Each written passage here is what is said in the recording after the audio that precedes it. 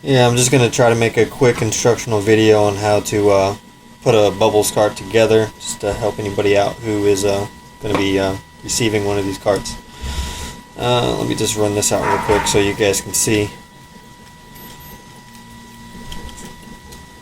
This right here is the fork. I guess we can call this screw. We can call it one of the wheel bolts, I guess. But it's just going to feed through the fork. It actually has a recessed hole that it will push all the way up into. When you get yours, it might not be completely, it might be a little bit tighter, so you might have to actually use a screwdriver to screw it in completely to the hole. And then you're going to want to put a nut on the other side of the fork. And you run it down all the way. And if you see on the fork, there's actually a slot that it will fit perfectly into. So you just want to run it down pretty close. You need to get it right lined up with the slot. And then you come back with a screwdriver on the other side and you start tightening down. And it will pull itself into the slot, and then you just continue tightening until it's good and tight. You don't got to make it real tough, but so it's solid. Shouldn't move any. Same way with the other side. Should be bolts recessed in there. Then you can go ahead and either mount the wheels or mount it to the cart. It doesn't really matter in this point. Make a note on some of the forks, depending on how I design the cart for your dog.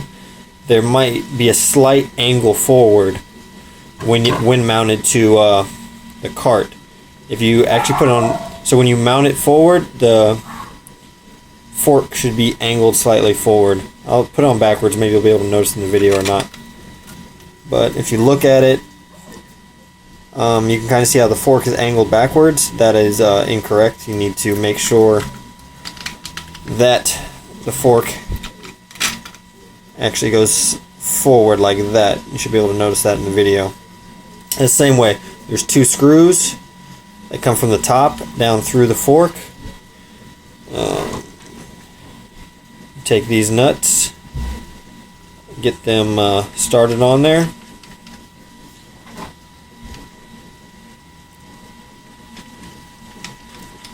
And again, there are holes where they're going to line up. Same deal.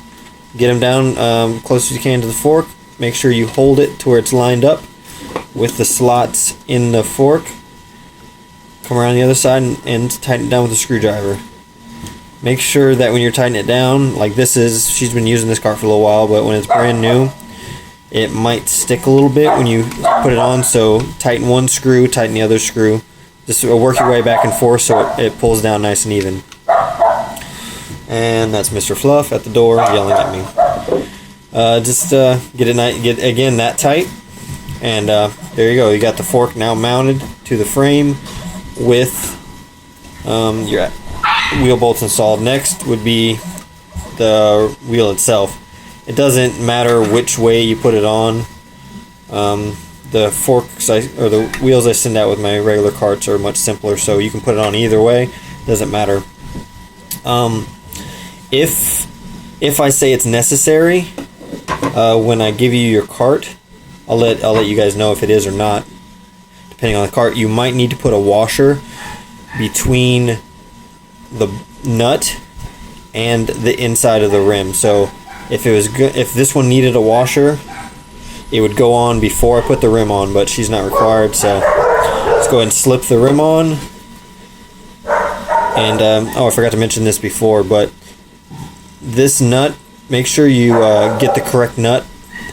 This one is actually going to be a locking nut as opposed to this one, which is just a regular nut. But when you start screwing it down, it's going to get tight at the very beginning before it's even all the way down. But so you get it on there and then you just tighten it down. This one you don't want to get real tight. Just run it down to the rim. When it touches the rim and the rim's on there now, if you try rotating, it's going to be a little stiff. So slowly, just a little bit by little bit, back the screw back off, or the nut back off, and I like to flick it to where it rolls nice like that. Might be a little bit of play in the rim side to side, but that doesn't matter as long as it rolls good. And then you would just repeat that with this side, and you want to get, the main goal is when you flick this one and you flick the other one, you want them to have about the same amount of drag. You don't want one to be real stiff and one to be loose. It's gonna make it harder for your dog to steer. I'm gonna throw that one on, make it a little easier for me. But alright, so there's that. Now the cart is completely assembled, and here are the straps. You have your two main straps that every cart will have. If you have a longer, like a wiener dog, like Bubbles, you might have this rear strap. It's just fits loosely around her belly to help to hold the cart level, so it doesn't want to drag or dip down and put too much strain on her back. So so pretty much how you want to get them sit. Their nubs, if they have them, are going to fit in these slots, and their chest will be right up against this. So you just sit them in there to where they fit comfortably. They should hopefully fit right in there, like it fits real good. And then this strap is going to go just over their shoulders pretty much. Make sure Bubbles has a lot of extra skin, so I got to make sure that I pull her skin back a little bit so it's not all bunched up when I tighten it down. As you use it, you'll get used to what works best for your dog.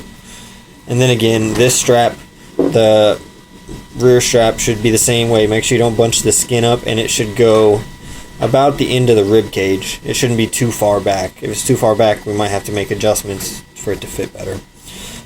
Get them, they need to be tight, because if your dog shifts in the cart, it's going to affect the way the cart levels. Like if they're too far forward, they'll actually have a problem with tipping over forward. If they're too far back, it's going to tip down and to put strain on their back. So experiment on finding that perfect position for them in the cart. And then if you have a longer dog, you'll have this strap right here. And it's sometimes, if they stay still like Bubbles does, it's actually easier to set them in the cart, do this strap, and then come back and do these other ones. But you can accomplish it either way. Just the way this one is run, you actually would go around the dog. This one would go through the slot in the other one, pull it up a little bit, and then it just folds back down on itself. So it should lock like that. It doesn't take a whole lot of weight. It's not really holding them in there. It's just the weight of the cart's going to like pull against it to keep it from falling down. That should just about cover the basics of the cart. Like again, you're going to have to try out what works best for your dog. And as always, let me know if it's working, what's not working, and we'll make adjustments and get you your next one sent out until we get it perfect.